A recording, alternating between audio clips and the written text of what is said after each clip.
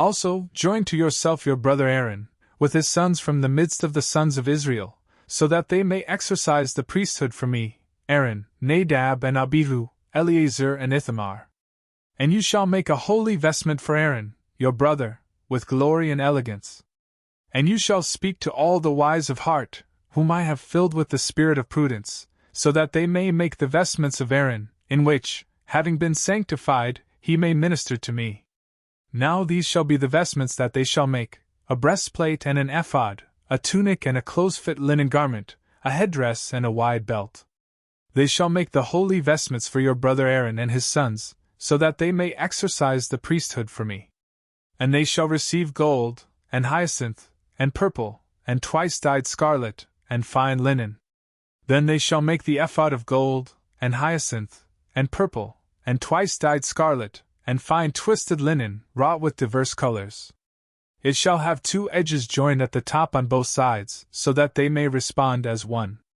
Likewise, the weaving and all the detail work shall be of gold, and hyacinth, and purple, and twice-dyed scarlet, and fine twisted linen. And you shall take 2 onyx stones and engrave on them the names of the sons of Israel.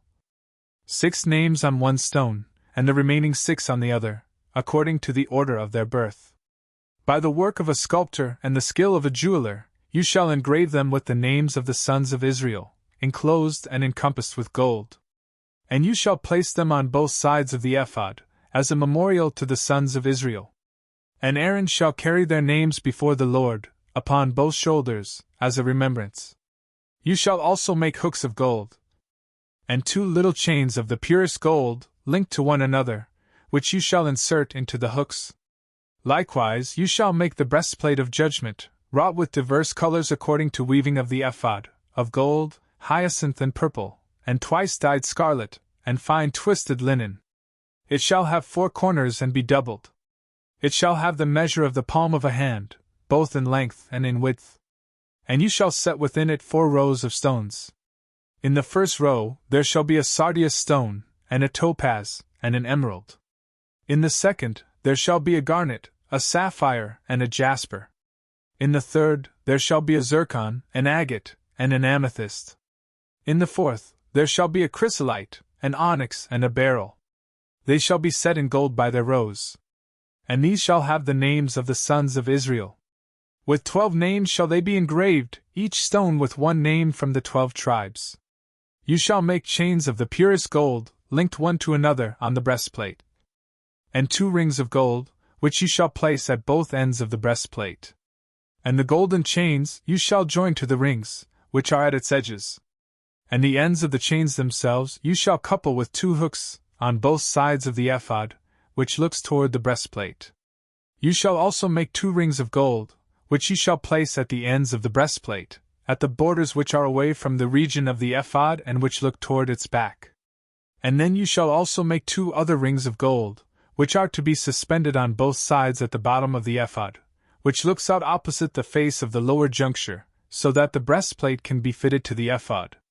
And it shall be drawn tight to the rings of the breastplate by the rings of the ephod, with a hyacinth band, so that the well-constructed juncture will remain in place, and the breastplate and the ephod will not be able to be separated from one another. And Aaron shall carry the names of the sons of Israel on the breastplate of judgment upon his chest, when he enters into the sanctuary, as a memorial in the presence of the Lord in eternity.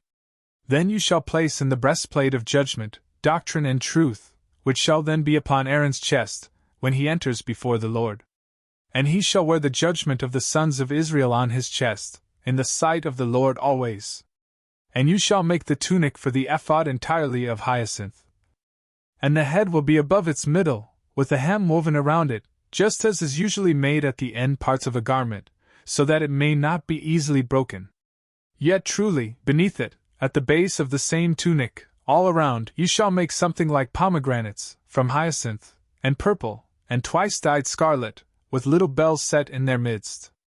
So then, there shall be a little golden bell and a pomegranate, and again another golden bell and a pomegranate.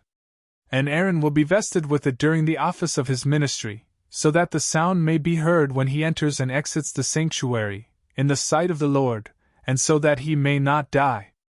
And you shall make a plate of the purest gold, in which you shall engrave, with the skill of a sculptor, holy to the Lord. And you shall fasten it with a band of hyacinth, and it shall be upon the headdress, hanging in front of the high priest. And Aaron shall carry the iniquities of that which the sons of Israel have offered and sanctified, in all their gifts and donations. But the plate will always be at his forehead, so that the Lord may be well pleased with them. And you shall draw the tunic tight with fine linen, and you shall make a headdress of fine linen, and a wide belt, wrought with embroidery. Furthermore, for the sons of Aaron, you shall prepare linen tunics, and wide belts as well as headdresses, with glory and elegance. And with all these you shall vest your brother Aaron, and his sons with him. And you shall consecrate all their hands, and you shall sanctify them, so that they may exercise the priesthood for me. You shall also make linen undergarments, in order to cover the flesh of their nakedness, from the kidneys all the way to the thighs. And Aaron and his sons will use them when they enter the tabernacle of the testimony, and when they approach toward the altar, in order to minister in the sanctuary, lest, being guilty of iniquity, they may die. It shall be a law forever for Aaron, and for his offspring after him.